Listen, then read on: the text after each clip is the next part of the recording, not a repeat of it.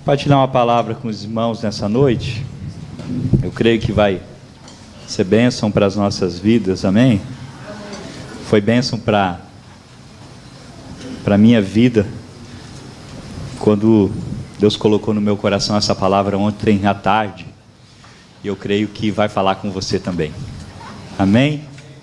Não pense que a palavra é para o seu vizinho, tá? Não cutuque o seu marido, não cutuque a sua esposa, mas receba a palavra para você, amém?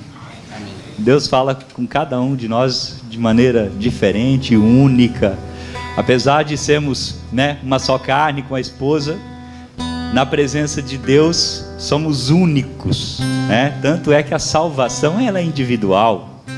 Então, essa palavra é para nós, é para você, em nome de Jesus, amém? Abra sua Bíblia no livro de 2 Reis, capítulo de número 2.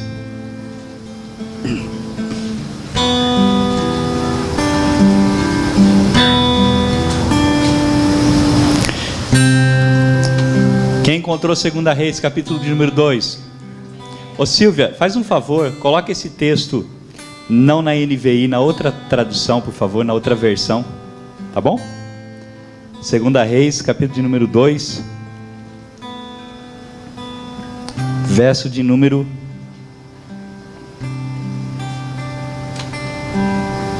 12. Vamos ler a partir do 1, irmãos?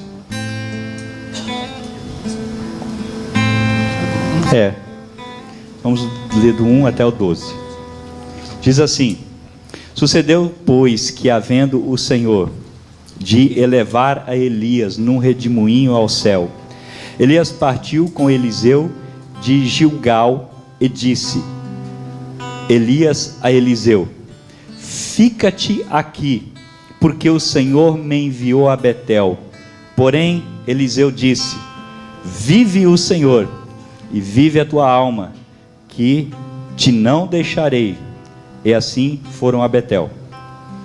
Então os filhos dos profetas que estavam em Betel saíram a Eliseu e lhe disseram: Sabes que o Senhor hoje tomará o teu senhor por de cima da tua cabeça. E ele disse: Também eu sei, calai-vos.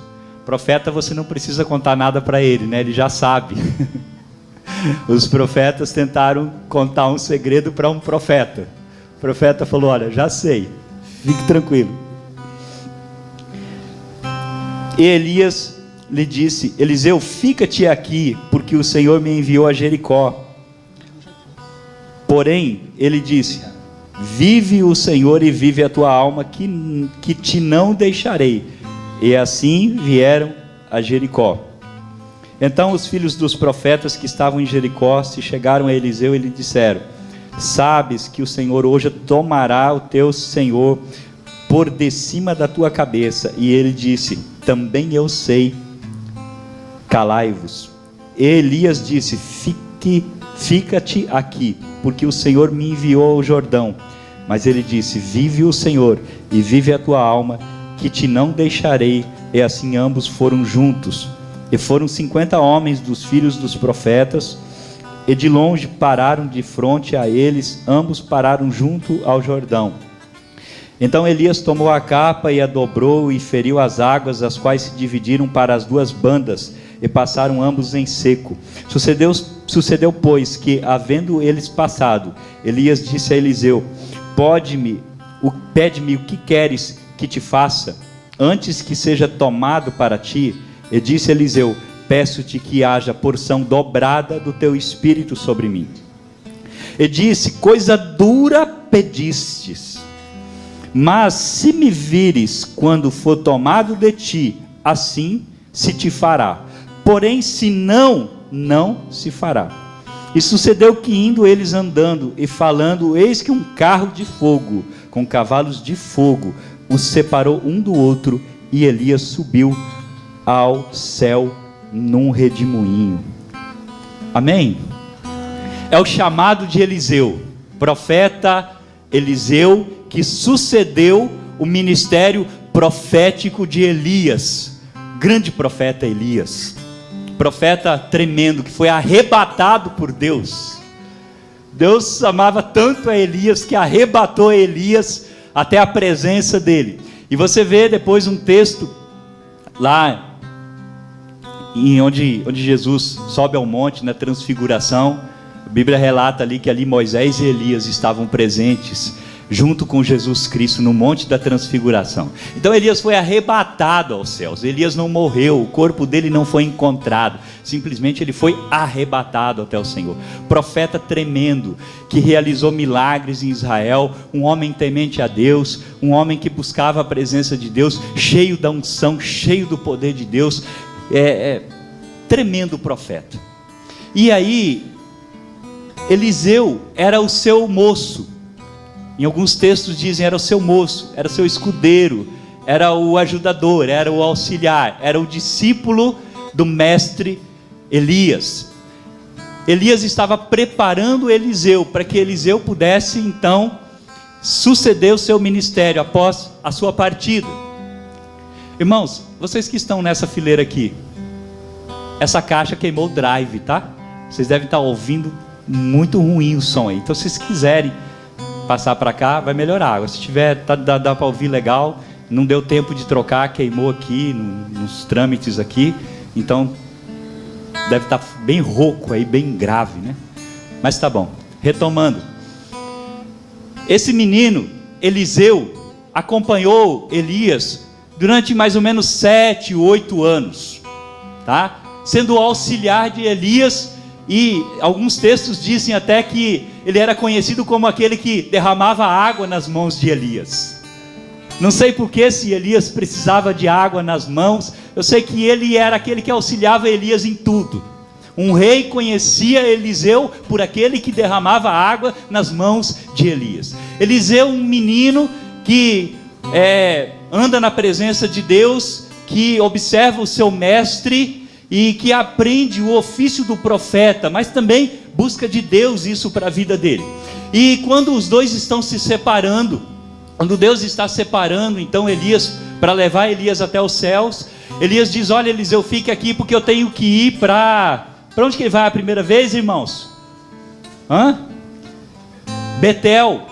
Olha, Eliseu, fica aqui porque Deus está me mandando ir a Betel. Eliseu, com todo o respeito que ele tinha ao profeta, com toda a submissão e a obediência, ele desobedece, mas ele desobedece dizendo: olha, eu vou desobedecer, nada vai me impedir de ir com você, porque ele sabia que Elias ia ser levado.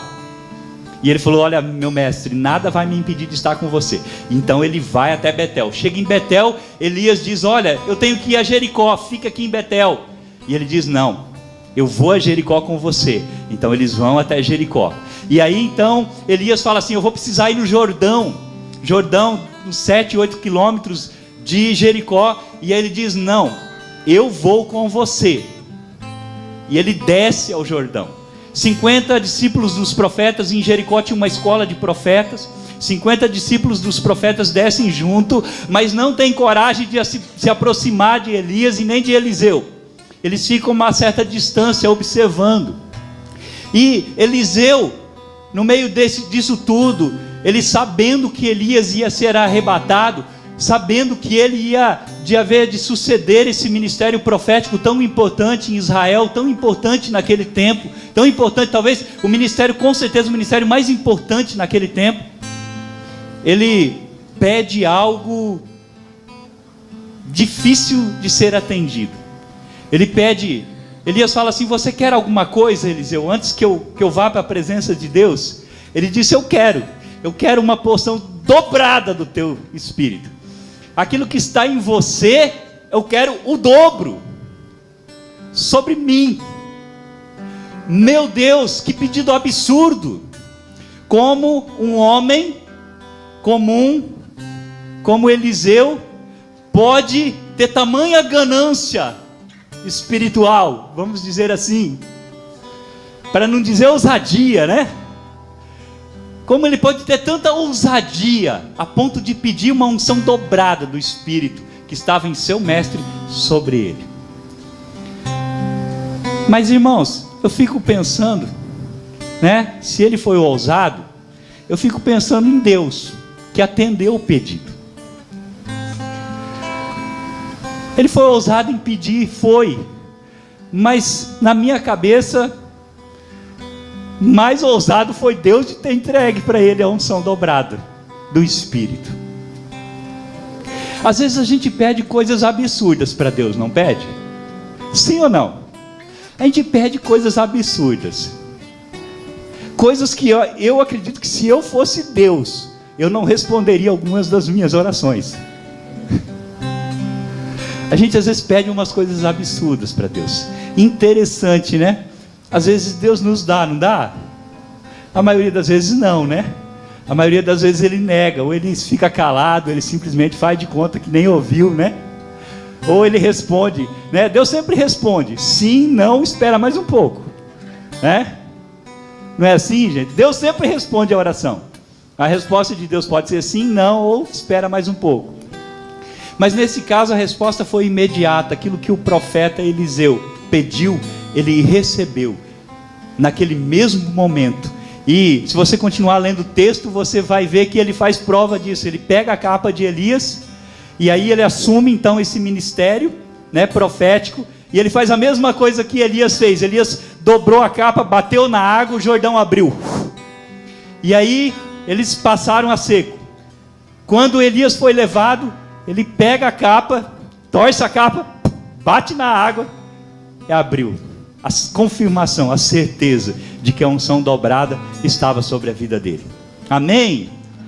E tanto é, irmãos, que isso realmente aconteceu, que a Bíblia registra 13 grandes passagens de Elias, onde ele realizou sinais, prodígios e maravilhas, onde ele profetizou. 13 passagens. E se você prestar atenção, quando você vai começar a ler 1ª e 2ª Reis, você vai perceber que Eliseu realizou 26 grandes milagres, 26 passagens, que coisas extraordinárias aconteceram. Tanto é que Eliseu ressuscitou um morto. Elias tinha ressuscitado um morto também. Então, na unção eles estavam empatados. Mas, para que a palavra de Deus não caísse em descrédito, um dia, passado alguns anos, Eliseu foi sepultado após a sua morte, numa cova. Passaram-se alguns anos, abriram a sepultura para jogar outro morto dentro. Quando aquele morto caiu nos ossos secos de Eliseu, ele ressuscitou. A unção na vida de Eliseu era tão grande, tão tremenda, tão sobrenatural, que mesmo depois de morto, um morto tem contato com os ossos secos de Eliseu, ressuscitou. Na mesma hora, se confirmou a palavra do Senhor, unção dobrada do Espírito Santo sobre a vida de Eliseu. Isso não faz de Eliseu maior do que Elias, amém? Porque Deus não nos mede pelos milagres que nós realizamos, amém? Ele nos mede de maneira diferente, pelo nosso coração. Mas eu fico pensando, irmãos, como ele teve essa oração respondida, ou por que ele teve essa oração respondida. E isso tem a ver, irmãos, com o quanto nós estamos dispostos a oferecer a Deus, o que estamos dispostos a oferecer a Deus, e por quanto tempo nós estamos dispostos a oferecer isso a Deus. Quanto, o que e por quanto tempo.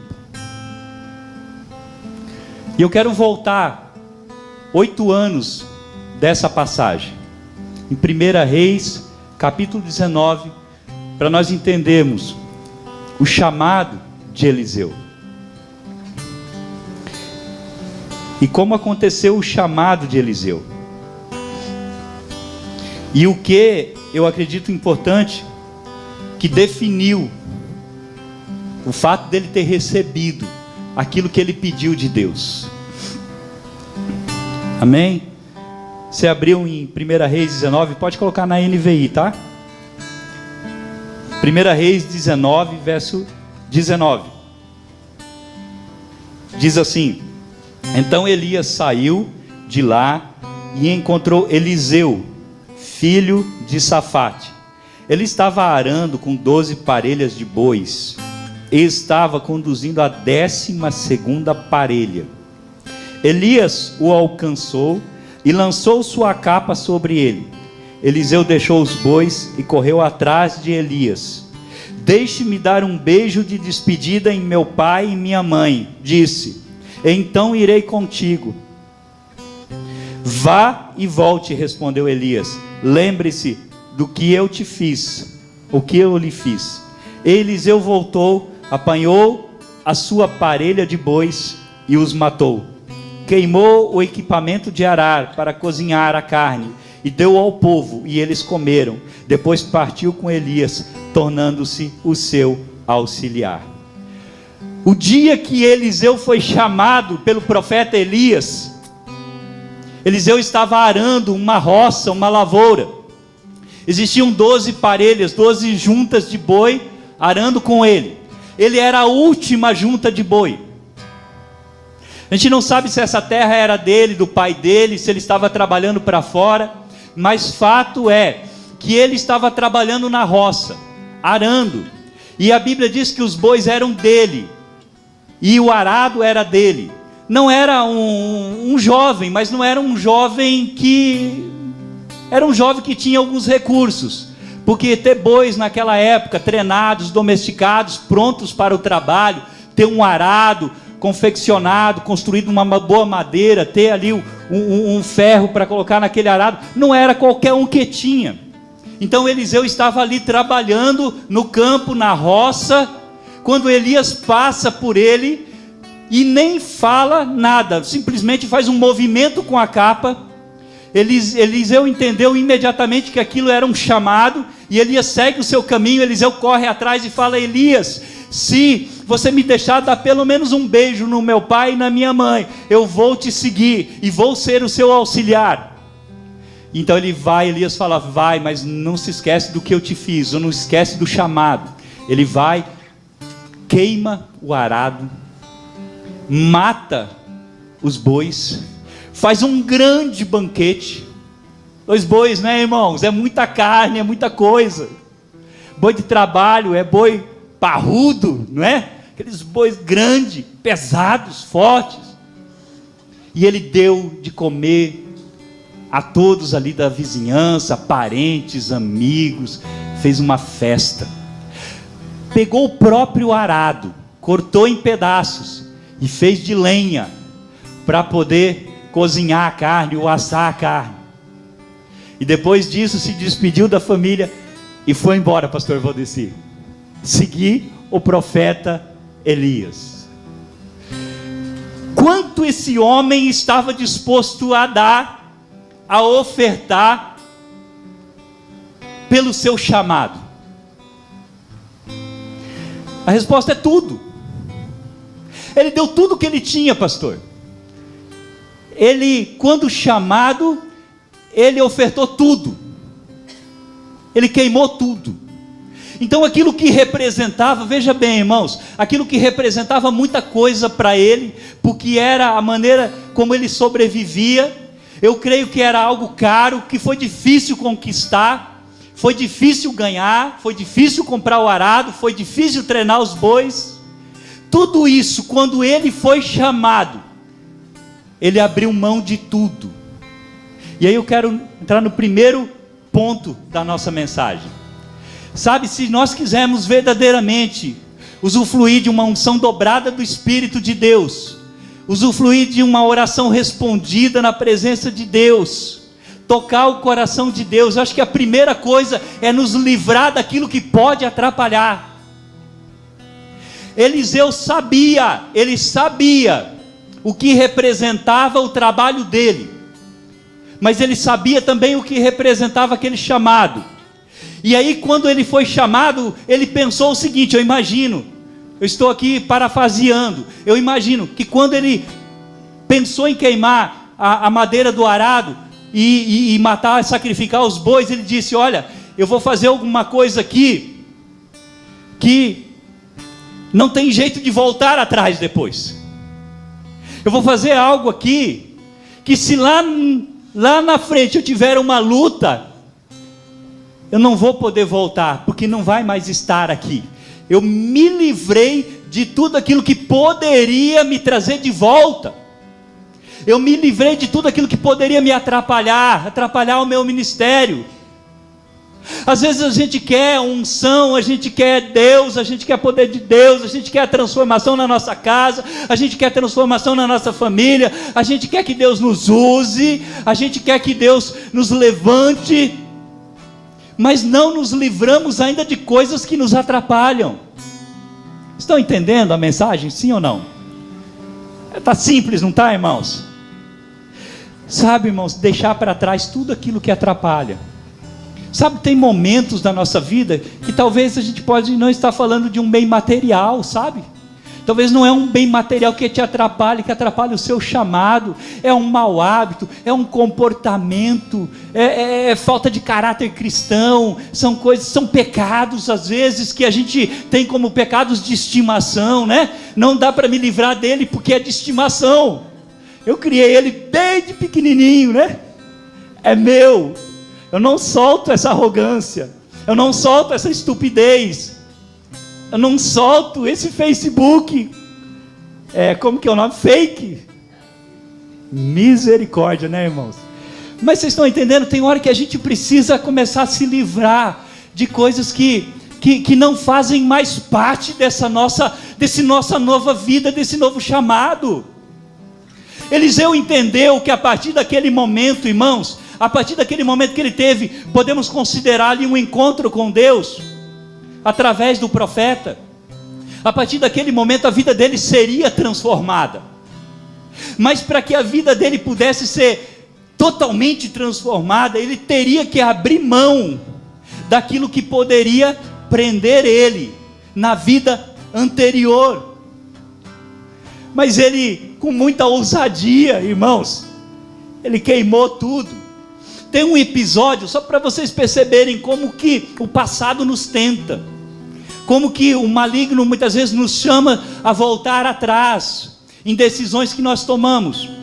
Tem uma passagem, bem no começo do Novo Testamento, Lucas capítulo 5, que fala a respeito de Pedro e do chamado de Pedro. Quando Jesus chamou Pedro, Pedro não tinha pescado nada a noite inteira, e aí Jesus chega e fala para Pedro: Pedro, olha, vamos fazer o seguinte, me empresta o seu barco.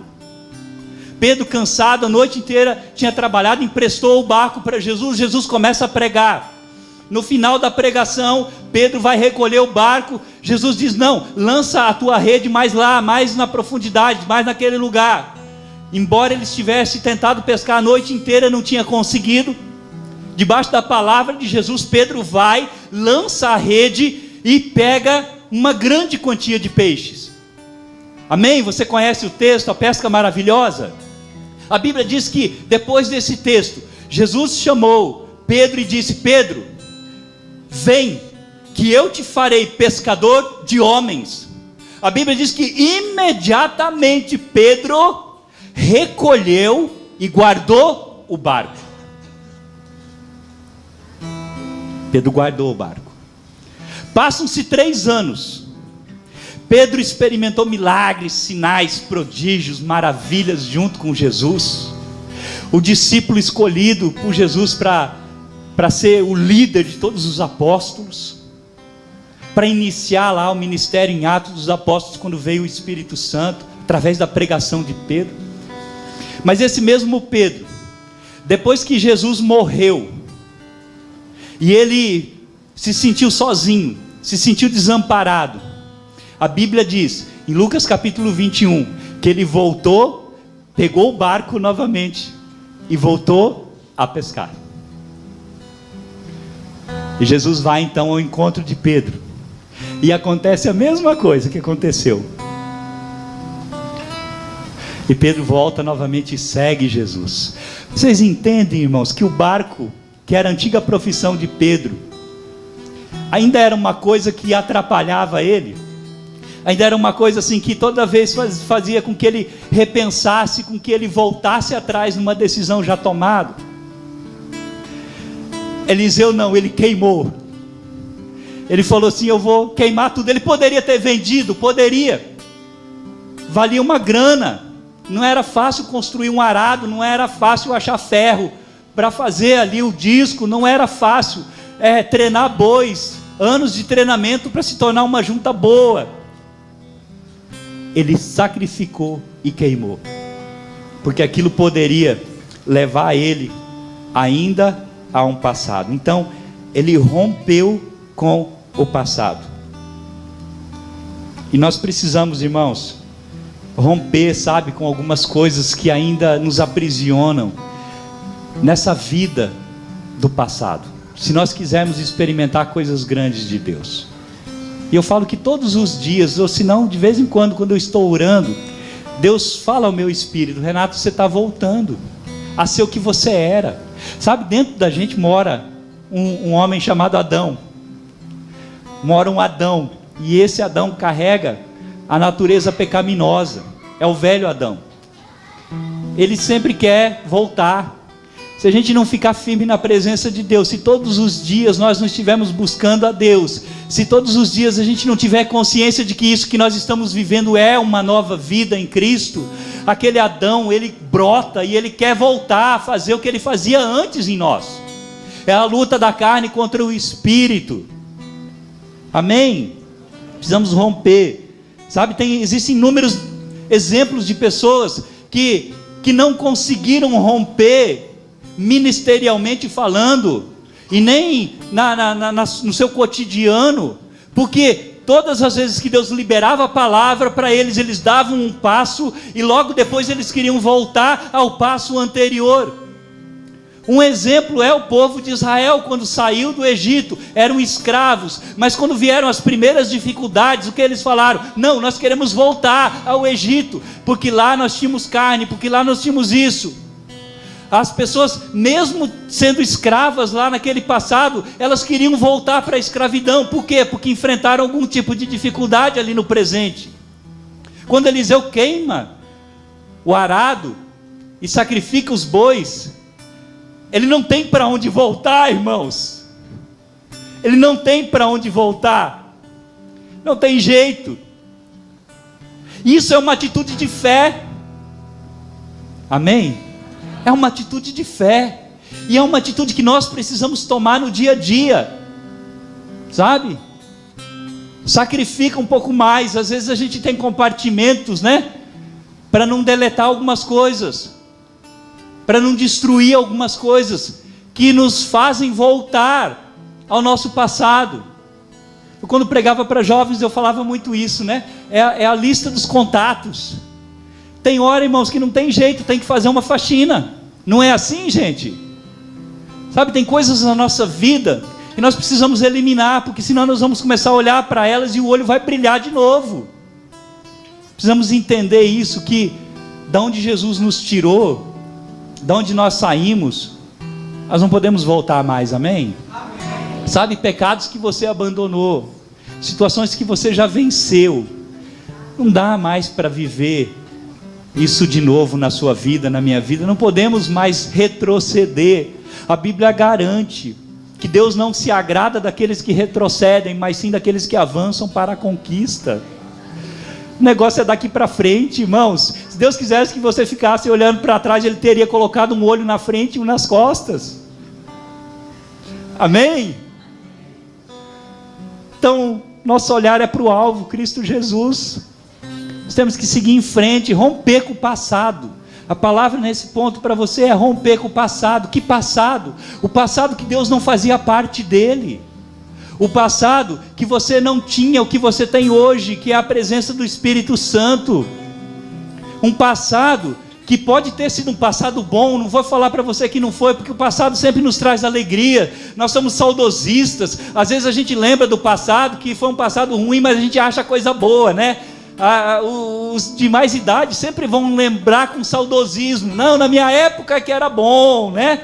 Hoje não é mais bom. Aquela época era bom, era nada. Era uma dificuldade danada. Tomava banho de caneca fria, não tinha energia elétrica, não tinha água encanada. né, andava quilômetros para poder falar com o vizinho. Hoje você fala, né, você fala no WhatsApp, você tem tudo. Então assim, era nada, não era a melhor coisa nenhuma, mas o saudosismo. A gente sempre lembra do passado com saudosismo. E nós não podemos voltar a Ele, irmãos, em nome de Jesus. Mesmo que Ele foi bom, Ele passou. Amém? Passou. Sabe? Eliseu, ele se despediu até da família. Ele entendeu que dentro daquele plano, daquele propósito, daquele momento, nem a família dele faria parte daquilo. Olha a cabeça dele, pastor Vavá, ele realmente entendeu o chamado. Ele falou assim, ó, a partir de hoje, eu não mais tenho responsabilidades aqui com minha mãe, com meu pai, vou me despedir, vou pegar a bênção e vou partir para aquilo que Deus tem. Ele entendeu, irmãos. Às vezes a gente não entende que precisamos romper com alguns laços de alma, sabe? Laços de almas que temos às vezes, que nos parecem ser muito bons, mas que nos impedem de cumprir o chamado, o propósito. Eu me lembro de ter lido um livro uma vez, da China perseguida há 30 anos atrás. E aí o autor estava dizendo que as escolas de missionários, que formavam missionários na China, as principais matérias eram como fugir da polícia, como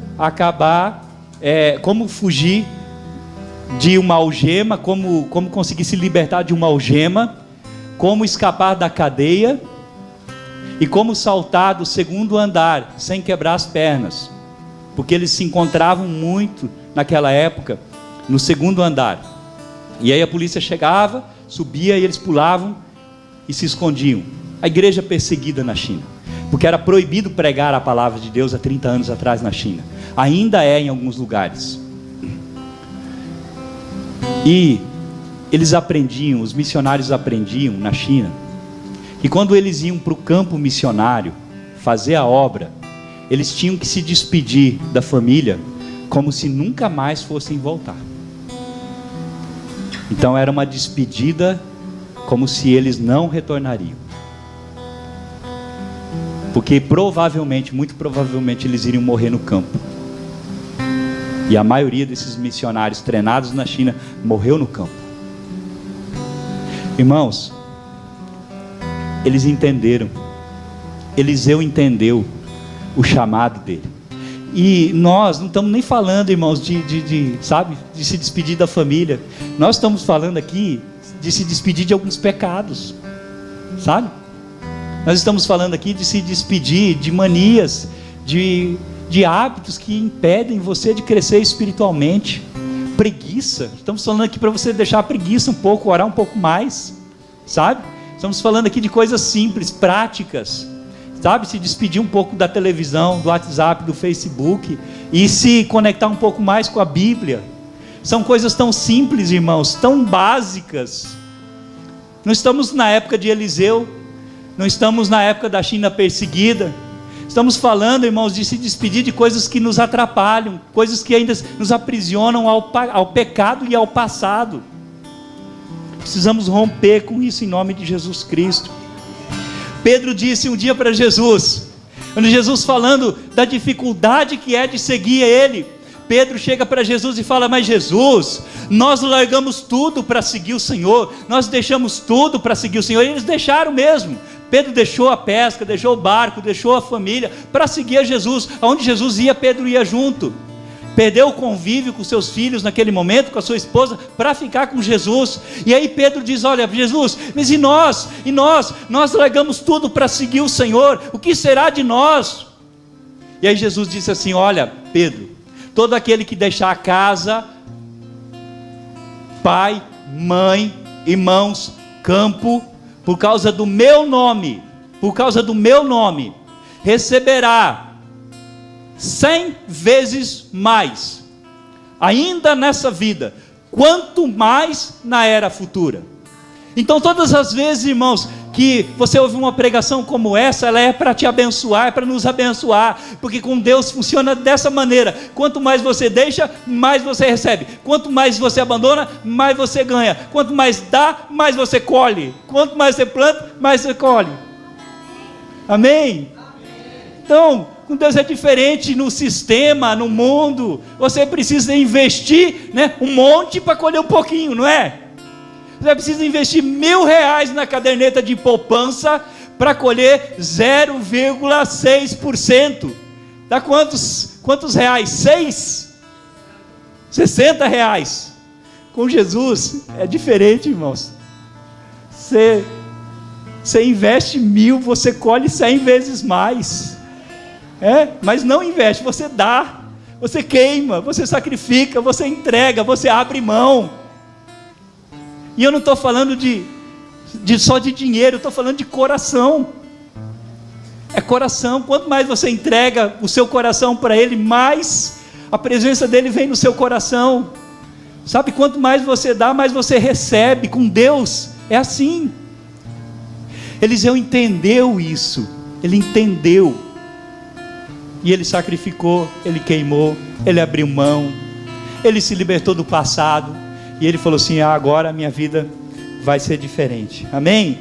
Talvez com base nesse texto, que Deus tinha essa Bíblia, Jesus tinha essa Bíblia, Jesus pregava na sinagoga com essa Bíblia que nós estamos lendo, numa versão grega chamada Septuaginta, a versão dos 70. E Jesus talvez tenha dito isso que ele disse em Lucas capítulo 9, verso 62, com base nesse texto, pastor. Olha só, Jesus disse assim: quem põe a mão no arado e olha para trás, não está apto para o reino de Deus. Talvez Jesus tivesse lembrado de Eliseu, que Jesus fez citação de Eliseu. Amém? Eliseu, irmãos, ele provou para Deus e para as pessoas que estavam perto dele, que a sua decisão era definitiva. Não falta nesse ministério pessoas com realmente uma força para decidir. Aqui, glória a Deus, né, pastor? Que os homens são fortes mesmo, são valentes. Quando Deus fala, eles decidem. As mulheres também. Quando Deus fala, elas tomam uma decisão, pastor. Nós tomamos muitas decisões aqui. Não falta coragem, acredito, para ninguém aqui para tomar a decisão. Não falta. Mas a pergunta é: nós temos permanecido nas decisões que nós temos tomado? Nós precisamos, como Eliseu, começar a tomar decisões definitivas. Decidir e ficar na decisão que nós tomamos. Parar com essa oscilação, sabe? Nós decidimos hoje, e aí amanhã nós voltamos atrás. Decidimos por orar mais, amanhã nós deixamos de orar. Decidir por levar uma vida firme na presença de Deus, em constante oração e constante leitura da palavra na presença de Deus. Passa-se uma semana, nós desistimos. Irmãos, não nos falta hoje força para tomar decisão, mas nos falta caráter para continuar com o voto que nós fizemos. Recuamos por qualquer coisa. Aqui, se eu fizer um apelo hoje, vem 60% da igreja à frente, e nós vamos orar fervorosamente. Mas quantos, depois de tomar uma decisão na presença de Deus, orando, de joelhos, cobertos por uma oração pastoral, quantos permanecem nessa decisão pelo resto das suas vidas? Eliseu tomou uma decisão que mudou a vida dele completamente. Eu não vejo outras decisões que Eliseu tomou espirituais, pastor. Basicamente essa, seu chamado. Mas essa decisão foi tremenda na vida dele, e ele permaneceu nela. E aquilo que ele pediu, ele recebeu de Deus, unção dobrada do Espírito Santo. Cheio do Espírito Santo, pastor. Cheio, um homem cheio do Espírito Santo. Cheio. Por onde ele passava, não se dobrava a nenhum rei, olhava todos os reis no olho e profetizava a verdade, e aquilo que ele falava acontecia, porque Deus estava com ele, porque ele nunca recuou, pastor, nunca recuou em nada daquilo que ele tinha votado e da decisão que ele tinha tomado na presença de Deus. O nosso problema hoje é que nós somos muito volúveis. Um dia nós queremos estar casados, no outro dia nós queremos separar, né? Um dia nós queremos morrer, outro dia nós queremos matar, né? Um dia nós queremos brigar, no outro dia nós somos da paz. Não é assim? A gente parece que a gente não consegue. Nós estamos vivendo um tempo, eu não sei se isso é característico do nosso tempo, sabe? Onde as coisas, elas mudam muito, e a gente muda também, parece, junto com tudo isso. Ou eu estou enganado, irmãos? Nós não somos assim. Irmãos, nós precisamos tomar decisões e permanecer nas decisões tomadas, amém? Temos que permanecer. Nós vivemos uma cultura do provisório, sabe? Só que o reino de Deus, ele não é provisório, ele é eterno. A palavra de Deus é imutável. As alianças que nós fazemos na presença de Deus, irmãos, elas não podem ser quebradas. Não tem como quebrar uma aliança que você fez. Deus vai olhar para você e vai falar: você não está cumprindo a sua parte na aliança. Deus sempre cumpriu a parte dele em todas as alianças que ele fez. Somos nós que perdemos o controle desde o Éden. Deus foi fiel a Adão, mas Adão não foi fiel a Deus. Deus foi fiel naquilo que ele tinha prometido.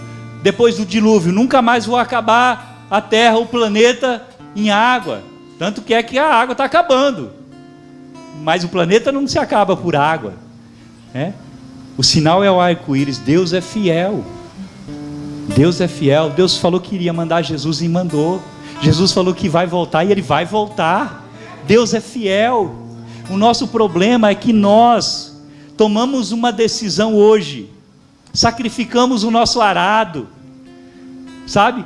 Sacrificamos os bois, e aí daqui a pouco a gente faz uma reservinha e compra de novo. Esse sou eu, tá, irmãos? Deus já falou comigo, dessa vez é definitivo. Amém? Mas nós somos assim. E o convite do Espírito Santo para nós é que nós temos que amadurecer, temos que crescer, temos que sair da meninice, da criancice. Sabe, criança, quando você fala para ela: olha, se você se comportar, você vai ganhar. Quanto tempo ela se comporta, irmãos? 30 segundos, né? Ah, tá bom, mãe. Posso ganhar agora? Né? Aí você dá para ela: já abandonou tudo, né? Nós somos assim, gente. A gente é assim às vezes na presença de Deus.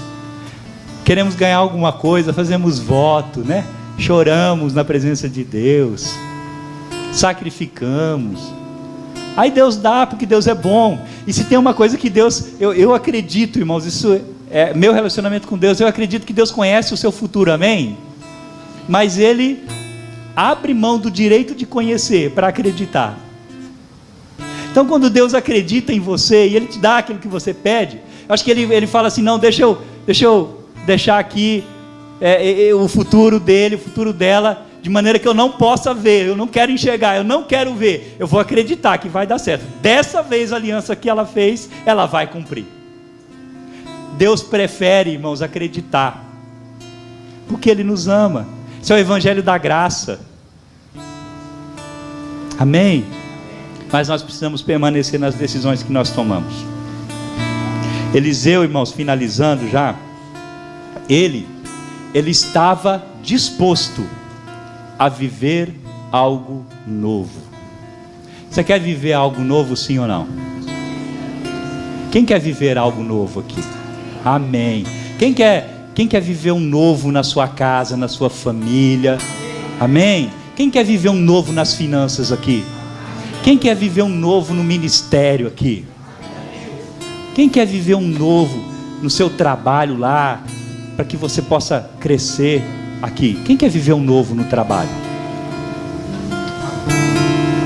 É preciso fazer isso. Se libertar do passado, tomar decisões e permanecer nessas decisões, ser firme nas convicções e se livrar de tudo aquilo que te atrapalha de usufruir do novo, em nome de Jesus, amém? Sabe, para você viver o novo, você precisa se livrar do velho. Não tem como você viver o novo se o velho for forte dentro de você.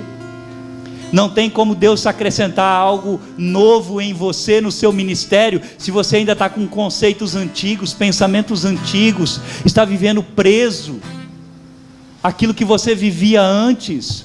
Então é preciso se libertar, irmãos, é preciso se libertar disso que nos aprisiona, para que o novo de Deus possa chegar na nossa vida, para que o novo de Deus possa entrar na nossa vida. Aquilo que passou, passou. O novo de Deus que está vindo pode não ter relação nenhuma com aquilo que você já viveu. Quem quer viver o novo? Nós temos que nos libertar de tudo aquilo que nos impede de viver esse casamento bem sucedido, sabe? Para de reclamar do jeito que o seu marido aperta a pasta de dente. Para de reclamar do jeito que ele come, do jeito que ele olha, sabe? Às vezes a gente fica preso em tão poucas coisas no casamento e o nosso casamento não prospera. Nas finanças a gente fica preso em dívidas que a gente já fez parte do nosso passado e a gente já sabe que isso não vai dar certo, não vai funcionar. A gente fica preso a tantas coisas, volta ao passado, já prometemos que não faríamos mais e continuamos a fazer. Chega em nome de Jesus Cristo. Temos que tomar uma decisão madura na presença de Deus. Madura na presença de Deus. E se você não tiver força para isso, se você não tem conseguido permanecer nisso, sabe, é a hora de abrir o coração. Porque o milagre começa quando nós abrimos o nosso coração. Fala: Deus, isso eu não consigo, eu preciso da tua ajuda. Isso não vai, eu preciso me libertar, Senhor, eu preciso abrir mão, eu preciso deixar, mas eu não consigo, meu coração não está preparado para isso. Mas essa igreja, irmão, se essa igreja quiser experimentar o novo de Deus, nós temos que nos libertar do nosso passado, daquilo que aprisiona, daquilo que nós vivemos, e viver só para o novo de Deus. Amém? O convite de Jesus hoje, nessa noite, no Espírito Santo, é para você queimar o arado, para você sacrificar os bois. Eu não sei o que é, Deus colocou no seu coração, mas o convite é: sacrifica, sacrifica, entrega o seu Isaac, coloca ele na presença de Deus, de maneira que você não tenha mais como voltar atrás. Amém? Vamos ficar em pé em nome de Jesus. Quero orar com você essa noite ainda.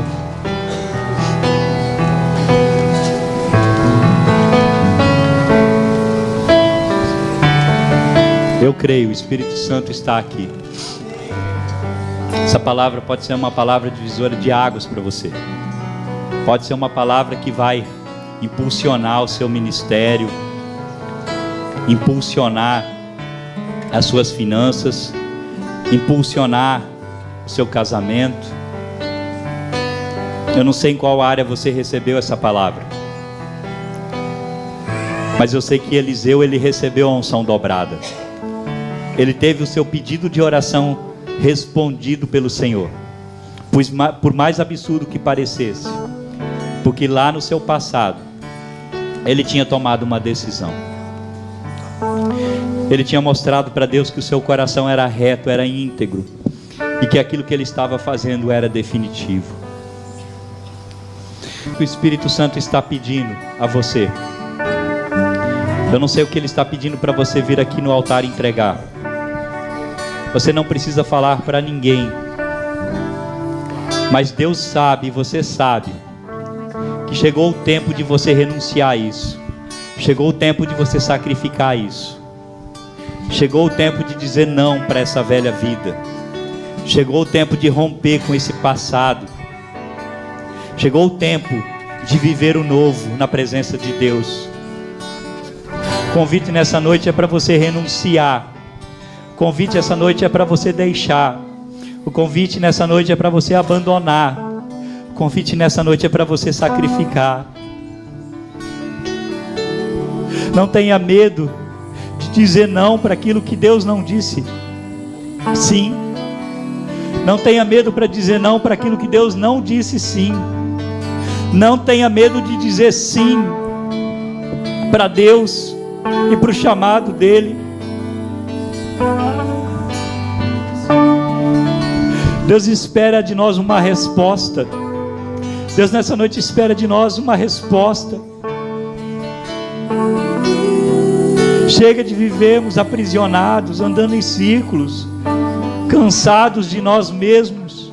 Quantas pessoas aqui cansados de si mesmas, de derrotas sofridas, com sentimento de culpa por não conseguir vencer, porque não avança, que não caminha, que não sobe.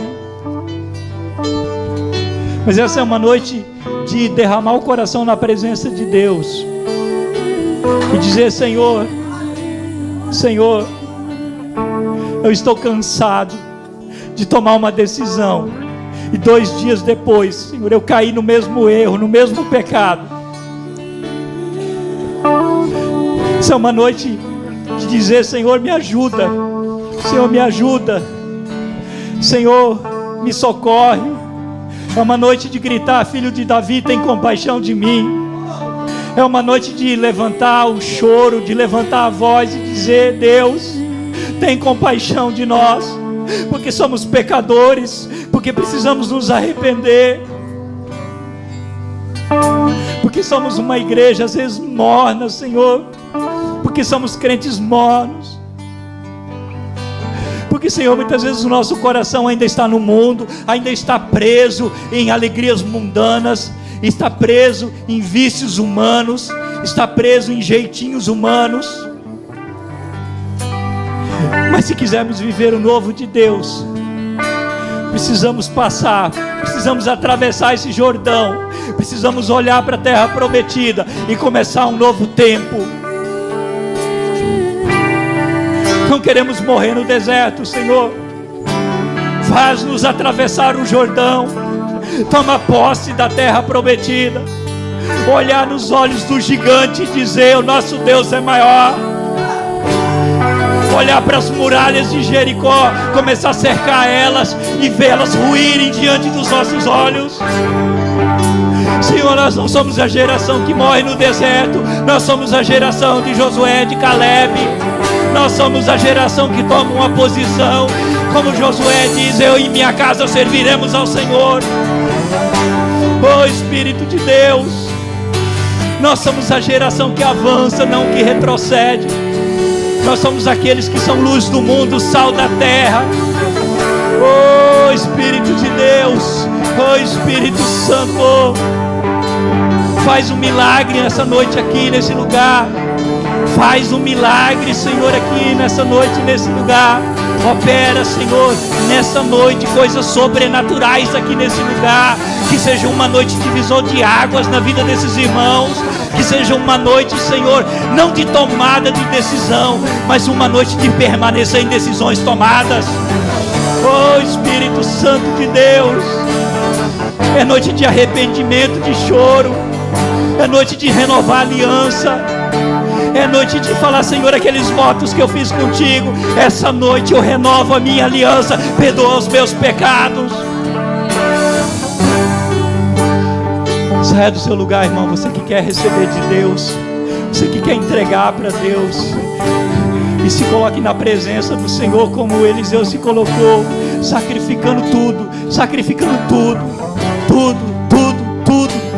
tudo, sacrificando mesmo, entregando para o Senhor, sem nenhum tipo de reserva, sem nenhum tipo de constrangimento, sem nenhum tipo de medo, sem nenhum tipo de receio, mas uma noite de entregar tudo nas mãos do Senhor, aos pés do Senhor, uma noite de confessar pecado, uma noite de dizer: Senhor, realmente, Senhor, eu não tenho conseguido, Senhor, permanecer em decisões que eu tomei, Senhor, mas de agora para frente, de hoje em diante, eu vou permanecer, eu vou continuar, eu vou ficar firme no Senhor, eu vou ficar firme na Tua presença, eu não vou retroceder, eu vou avançar, eu não vou desanimar, Senhor, eu vou subir, eu vou me contentar.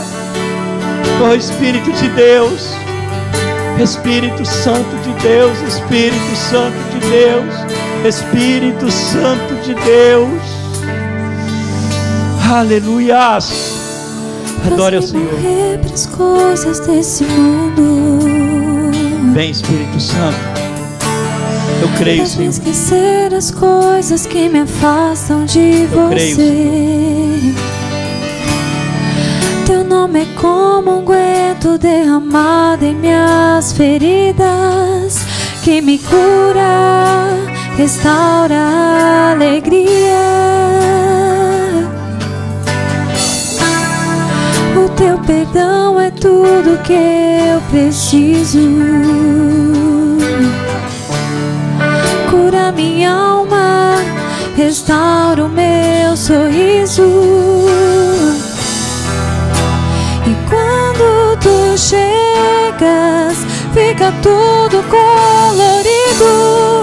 Fica tudo colorido. Faz outra vez. Faz outra vez. Faz outra vez, como na primeira vez. Surpreenda-me de novo, Rei dos Reis, como na primeira vez, como na primeira vez. Surpreenda-me de novo, Rei dos Reis, como na primeira vez.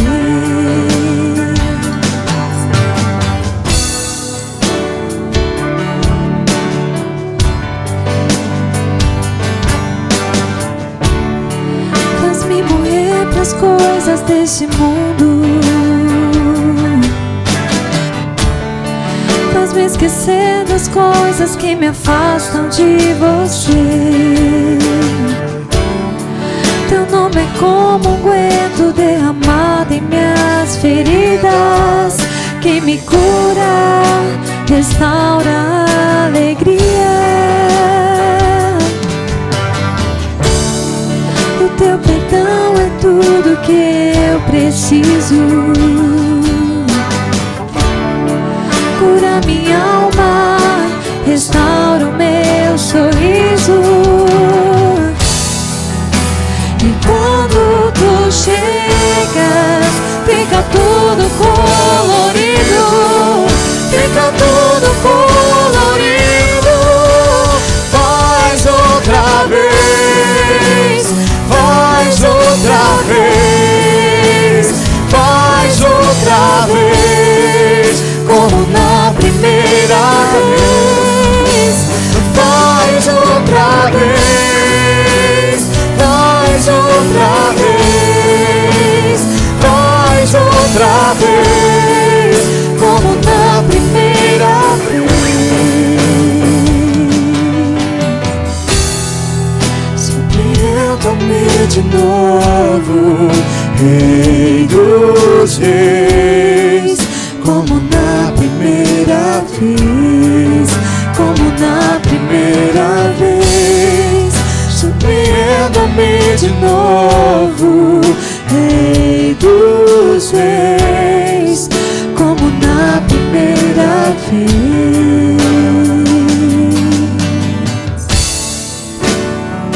Senhor, nós queremos ser sinceros diante de Ti, Jesus. Nós queremos ser sinceros porque o Senhor conhece o nosso coração. O Senhor sabe as coisas que nós já falamos para o Senhor e que nós voltamos atrás. Nesta noite então, Senhor, nos perdoa em nome de Jesus.